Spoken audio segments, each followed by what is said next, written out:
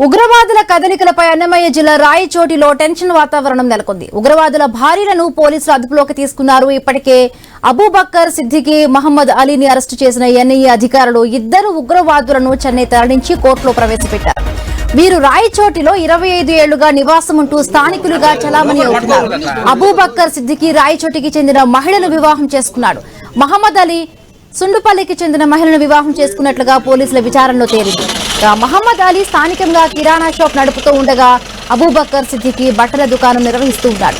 వీరిద్దరూ కలిసి దక్షిణాది రాష్ట్రాల్లో పలు ప్రాంతాల్లో బాంబు పేలుళ్లకు ప్లాన్ చేసినట్టు ఎన్ఐఏ అధికారులు గుర్తించారు.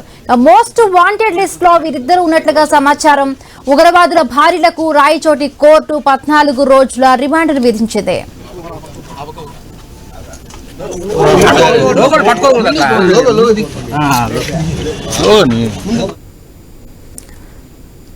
ఇక ఉగ్రవాదుల కదలికపై అన్నమయ్య జిల్లా రాయచోట్లో టెన్షన్ వాతావరణం నెలకొంది. ఇప్పటికే ఉగ్రవాదుల భార్యలు కూడా పోలీసులు అదుపులోకి తీసుకున్నారు. రైట్, దీనికి సంబంధించి మరిన్ని పూర్తి అప్డేట్స్ తెలుసుకునే ప్రయత్నం చేద్దాం. మా కరెస్పాండెంట్ శ్రీనివాస్ సిద్ధంగా ఉన్నారు. శ్రీనివాస్, అప్డేట్స్ ఏంటి?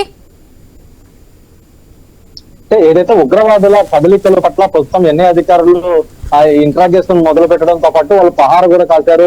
ఏదైతే ముందస్తుగానే వాళ్ళని అదుపులో తీసుకొని ప్రస్తుతం తమిళనాడుకు తరలించినట్టు తెలుస్తుంది. ఈ నేపథ్యంలో ఒక్కసారిగా రాయచోటిలో ఉగ్రవాదుల కలకలం అనేది కూడా చాలా ప్రజల్లో కూడా భయభ్రాంతులకు గురి చేసే ఒక అంశంగా చెప్పవచ్చు. ఏదైతే సినిమాలో చూసినటువంటి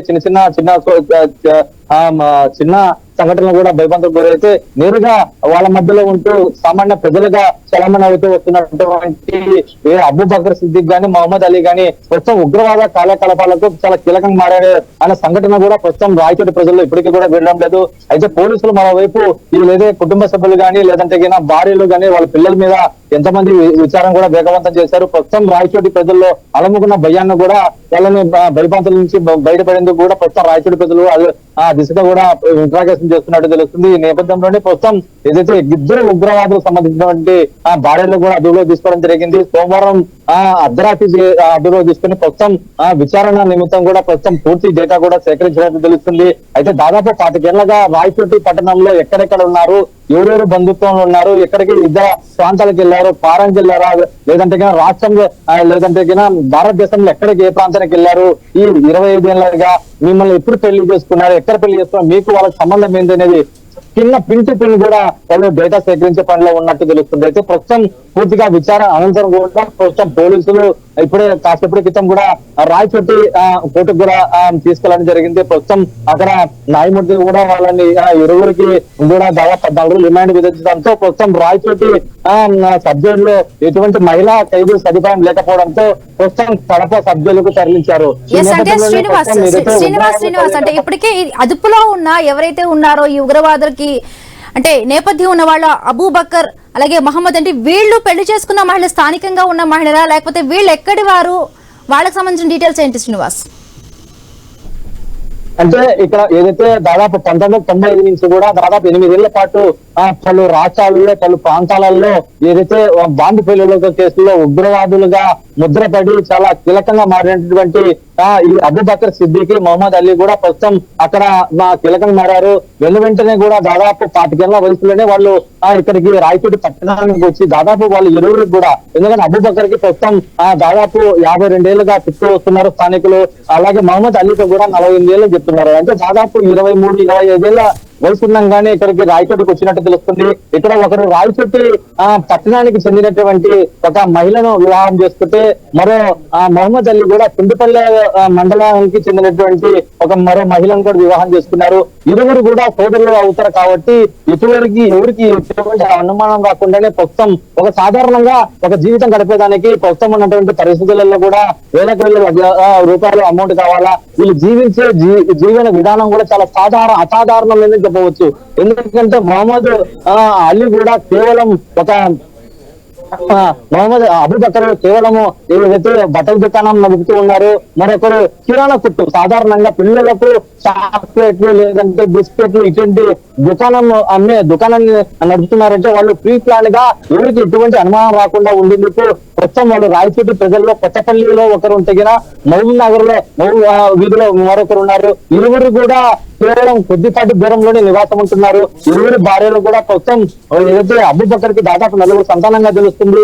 ఇలా మహమ్మద్ అలీకి ఎవరికి కూడా ఇప్పటివరకు సంతానం లేరు. ఒక పాప పుట్టి మరణించిందని చెప్పి ప్రస్తుతం స్థానికుల నుంచి కూడా సమాచారం ఉంటుంది. ఒక రకంగా పూర్తిగా డేటా విశ్లేషించే క్రమంలో వివాహం చేసుకోవాలంటే ముందు వెనక కూడా ఆలోచన చేసి ప్రస్తుతం గుణగణాలు కూడా తెలుసుకొని వివాహం చేయడం జరుగుతుంది. అటువంటి ఏమీ కూడా ఇక్కడ జరగలేదు. కేవలం ఉగ్రవాదులు వాళ్ళు మొత్తం కుటుంబం నేపథ్యం కూడా పూర్తిగా లోకల్ గా స్టాండర్డ్ గా పెట్టుకోవాలనే ఉద్దేశంలోనే వాళ్ళు తమిళనాడు రాష్ట్రం నుంచి కూడా ఇక్కడికి రావడము, ఇక్కడ ప్రజల్లో మమేకం కావడంతో పాటు ఒక్కొక్కరి దగ్గర కూడా 1కి 4 ఆధార్ కార్డులు ఉన్నాయంటే ఇక్కడ పరిస్థితి కూడా వాళ్ళు పూర్తిగా అంచనా వేశారని తెలుసు. ఈ 4 ఆధార్ కార్డులు ఒక్కొక్కరి పేరు మీద ఎలా వచ్చాయి, ఎవరు ఇచ్చారు, ఒక పక్క ఈ పేర్పాట్ల లేదంటే వీళ్ళు ఏదైనా మ్యానిపులేట్ చేసి పుట్టించారా, లేదంటే ఇతర ప్రాంతాల్లో ఇతర రాష్ట్రాల్లో ఏదన్నా తెచ్చుకోవడం జరిగిందా? ఇప్పుడు టెక్నాలజీకి అందిపుచ్చుకున్న నేపథ్యంలో ఆధార్ కార్డుకి సంబంధించినటువంటి ఫింగర్ ప్రింట్స్ ఒకసారి జనరేట్ అయితే మరోసారి జనరేట్ కావు. కేవలం ఒక ఆధార్ కార్డు ఒక వ్యక్తికి ఒక నెంబర్ మాత్రమే ఉంటుంది. అటువంటిది ఈ ఉగ్రవాదులకు సంబంధించినటువంటి పూర్తిగా 4 ఆధార్ కార్డులు ఎలా వచ్చాయి, పదుల సంఖ్యలో బ్యాంక్ ఖాతాలు ఎందుకున్నాయి, ప్రస్తుతం బాంబు పేలుళ్లకు సంబంధించినటువంటి పెద్దలు ఏమన్నా చేయదలుచుకున్నారా, ప్లానింగ్ ఏమన్నా ఉందా? ఉన్న ఫలంగా ఢిల్లీ కేంద్రం నుంచి కూడా ఎన్ఐఏ అధికారులు ఎందుకు రాయచోట్లో వచ్చి వాళ్ళకి అభివృద్ధి మీద గత కొంతకాలం ఎందుకు మకాం వేశారు, ఎందుకు ఫోకస్ చేశారని కూడా చాలా అంతుచిక్కని ప్రశ్నలుగా ఉంది. ప్రస్తుతం ఎన్ఐఏ అధికారులు ఢిల్లీ నుంచి కూడా రావడము, చక్కచక్క జిల్లా ఎస్పీతో మాట్లాడడం, రాత్రికి వాళ్ళ ఇళ్ల మీద కూడా సాధారణ వ్యక్తుల మాటగా డోర్ తలుపు తట్టడం, వాళ్ళ ఇళ్లలోకి వెళ్ళాలని చూస్తే ఇస్తుపోయే నిజాలు కూడా బహిర్గతమయ్యని చెప్పవచ్చు. కేవలం బకెట్ బాంబులు తయారులోనే నైపుణ్యం ఉన్నటువంటి అబూబకర్ అలాగే మహమ్మద్ అలీ కూడా మరి ఏదన్నా ప్లానింగ్ చేశారా, అందువల్లనే ముందస్తుగానే వీళ్ళని అదుపులో తీసుకున్నారా, లేదంటే 25 ఏళ్ల నుంచి కూడా ఎన్ఐఏ అధికారులు అంతు చిక్కకుండా వీళ్ళు తిరుగుతున్న నేపథ్యంలో ప్రస్తుతం వీళ్ళు ఎలా ఎన్ఐఏ అధికారులకు కనిపించారని కూడా పలు ప్రశ్నలకు కూడా ప్రస్తుతం చిక్కుముడి వీడే అవకాశం ఉంది. ఎందుకంటే మరి కాసేపట్లోనే కర్నూలు రేంజ్ డిఐజీ ప్రవీణ్ అలాగే అన్నమయ్య జిల్లా ఎస్పీ విద్యాసాగర్ నాయుడు కూడా ఈ ఉగ్రవాదుల దాడుల అరెస్టు తర్వాత ఈ కలకల మీద కూడా మరి కాసేపట్లో మీడియా సమావేశం పెట్టి పూర్తి వివరాలు చెప్పే అవకాశం ఉన్నట్టు తెలుస్తుంది. Right, thank you Srinivas.